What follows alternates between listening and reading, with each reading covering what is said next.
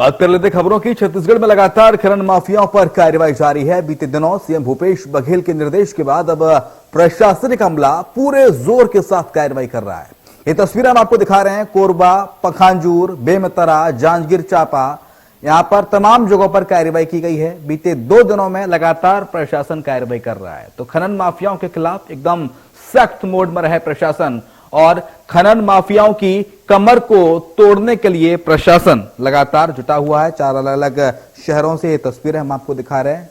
और मुख्यमंत्री भूपेश बघेल माफिया पर पहले ही सख्ती बरत चुके हैं। उन्होंने कह चुके हैं कि प्रदेश के अंदर माफियागिरी कतई बर्दाश्त नहीं की जाएगी।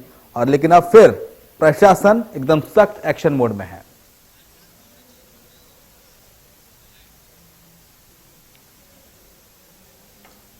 तो ओम प्रकाश ज्यादा जानकारी के लिए हमारे साथ हमारे ब्यूरो चीफ इस वक्त रायपुर से लाइव मौजूद हैं।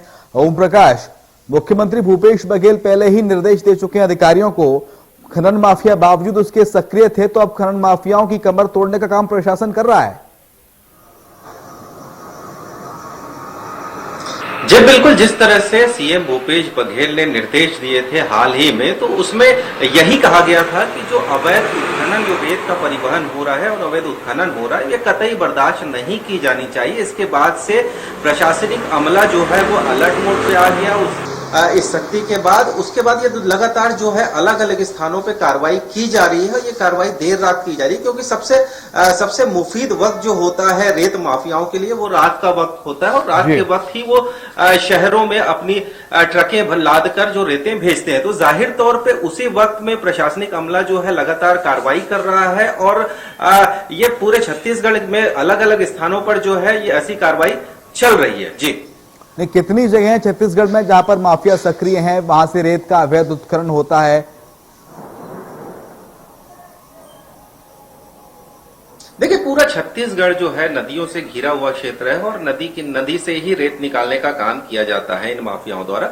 यहाँ सबसे बड़ी ये गौर करने वाली बात यह है कि सरकार को जो राजस्व रेत खनन से मिलना चाहिए वो राजस्व काफी कम है।